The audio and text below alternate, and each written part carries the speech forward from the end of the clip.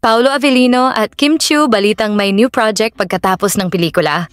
Isang masayang Kimpao community ang nagdidiwang sa balibalitang mayroong bagong pagsasamahan na proyekto sina Kim at Paolo soon. Ayon kasi sa chika, kahit hindi pa natatapos ang screenings ng kanilang pelikula ay mayroong offer sa dalawa kaagad. Alam naman nating maraming tagahanga at personalidad sa industriya ang nagpahayag ng kanilang paghanga sa tambalan ni Kim Chiu at Paolo Avellino sa pelikulang My Love Will Make You Disappear.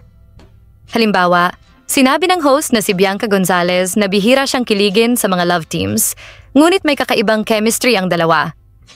Gayun din, maraming manonood ang nagpahayag ng kanilang suporta at pagnanais na muling makita ang dalawa sa isang proyekto. Sa isang panayam, ipinahayag ni Paolo Avellino ang kanyang interes na muling makatrabaho si Kim Chiu sa hinaharap at tuklasin ang iba't ibang genre ng pelikula.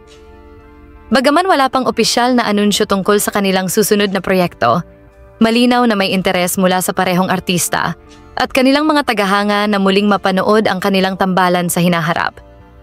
Sigaw ng kanilang fans, sana ay kakaiba naman maging role ng dalawa dahil mas gusto pa nilang ma-explore ang skills ng Kimpao at patunayan na magagaling silang artista.